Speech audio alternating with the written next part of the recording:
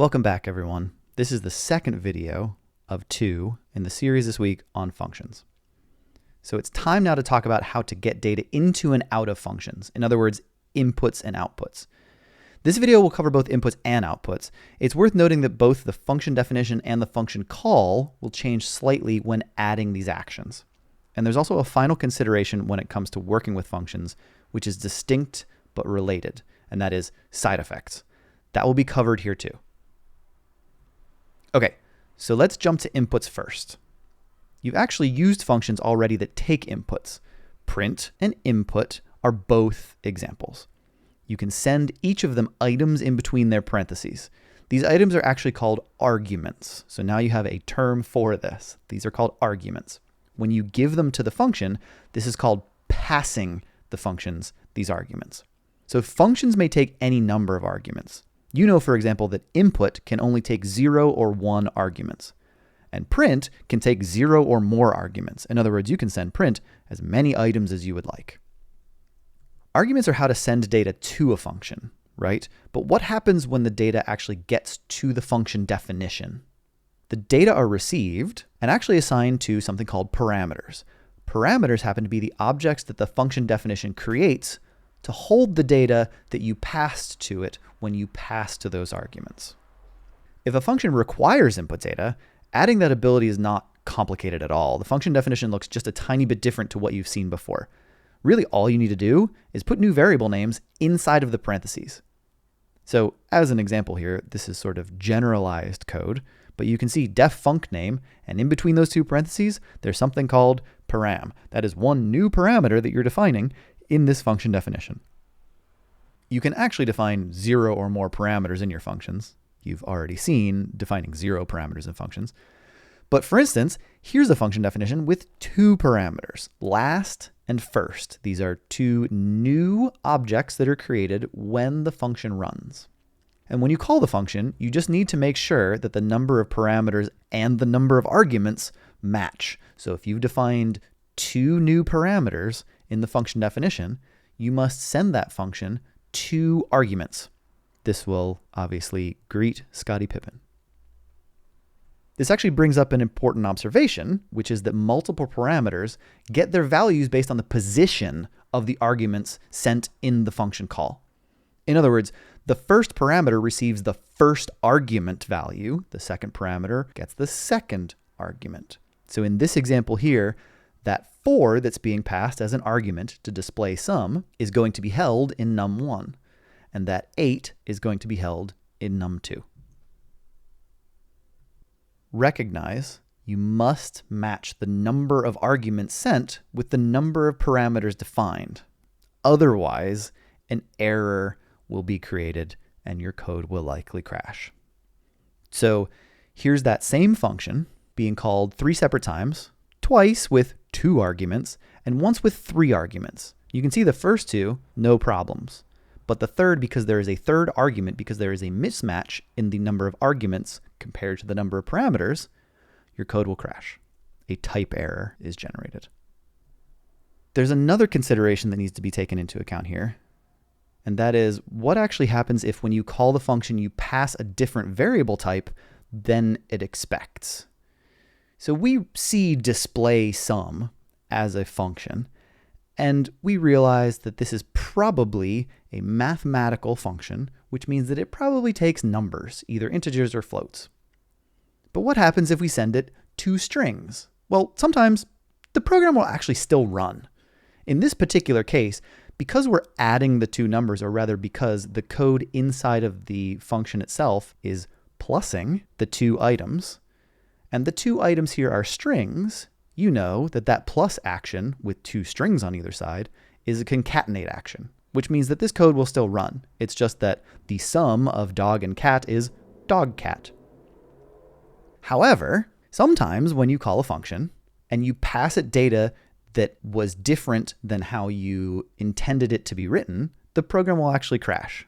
So in this example, instead of passing 2 numbers or 2 strings, we are passing a number and a string, 42, which is an integer, and duck, which is a string.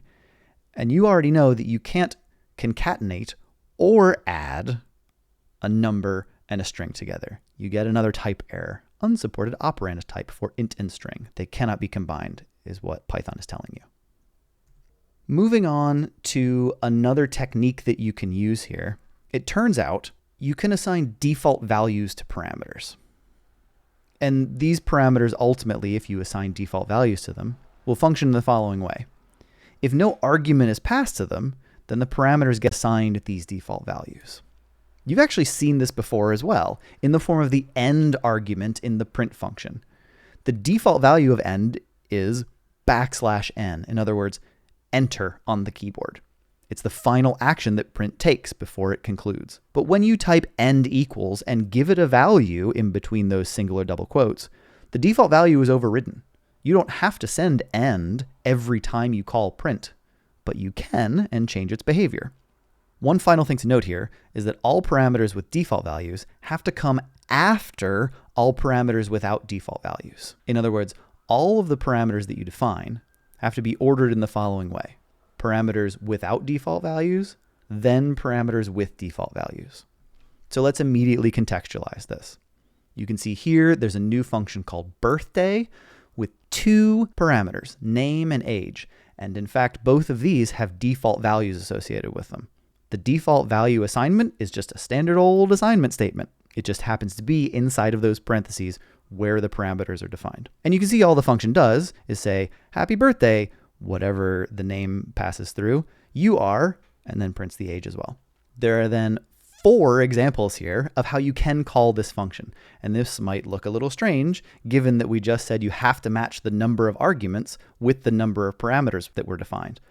But because now we have default values for those parameters, we can send 0 or 1 or 2 arguments to this function. The first is happy birthday Tracy, you are 48. The second is happy birthday Carter, but with no age passed, so Carter happens to be 11. In other words, age will get assigned the default value of 11 and then be printed out.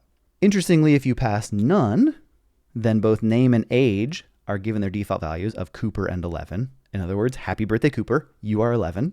And if you pass a 48, you will notice that because these are still positional, order matters, that 48 is the value for name, and age takes on the default value of 11. In other words, happy birthday 48, you are 11. Okay, that's it for function input. Let's move to function output. When you make a function call, the function can actually also send back a value. In other words, return something. Return values can be stored in a variable or used immediately, and you've actually seen this before as well. For example, the len function returns the length of a sequence. In other words, the len of Gibraltar can be stored then in word length. Word length receives the number 9 because there are 9 characters in Gibraltar. To return a value from a function, all you need to do is actually use the return keyword followed by the value you want to return. So let's now see exactly what this looks like in Python. As you can see on the left, simplified code here with the keyword of return, that's in the function definition, and the function call may change a little bit. Given that now a value is being returned, you can store it somewhere with an assignment statement, or you can use the value immediately like printing. So let's immediately contextualize. Here's a new function called doubler. It takes 1 argument, 1 parameter is defined as x, and this will return x asterisk 2. In other words, x multiplied by 2. That's a new way of defining the function with return inside of it. And now for the function call, you can either assign that returned value to a new variable like num on the right-hand side here, or you can immediately print it out. Doubler of 2 is 4. Doubler of 2.2 is 4.4. Doubler of high, the string, is hi. It turns out that multiplying strings together also works. That's basically it for function output. To be completely honest, it's that simple. But there's one other topic that we need to talk about here, which is side effects. Recognize that a side effect happens in programming when code in one namespace modifies something which lives in a different namespace. Remember namespace from the previous video? Sometimes side effects are actually a good thing. For instance, the print function is a function in Python which changes the state of something outside of Python entirely. the console. So this is a side effect. Printing generates a side effect. But this is a good thing. Printing is very, very, very useful to us. Sometimes, however, side effects can have unintended consequences, and you'll see this in action in the coming weeks. Recognize that the reason we're talking about side effects here is because we want to distinctly recognize them from return values. Remember that return values are a value which is sent back from a function. So new function definition here called square return. It takes one argument, assigns it to one parameter num, and returns num multiplied by num. You can see the immediate contextualization, the function call directly below that, which is x equals square return of 10. 10 multiplied by 10 is 100, so x should contain 100. That return value is stored effectively in x. A side effect is distinct from a return value. That is to say, a side effect is when code in one namespace changes something in a different namespace. That's not what happened with the return value.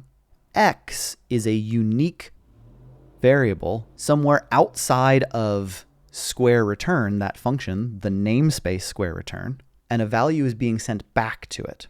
In other words, nothing is being changed outside of its own namespace.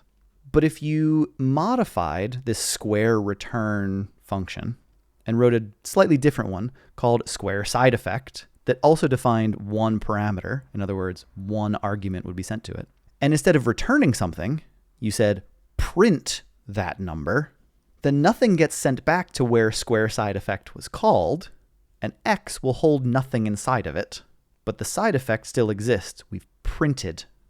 And remember, print changes something outside of its own namespace, namely the console.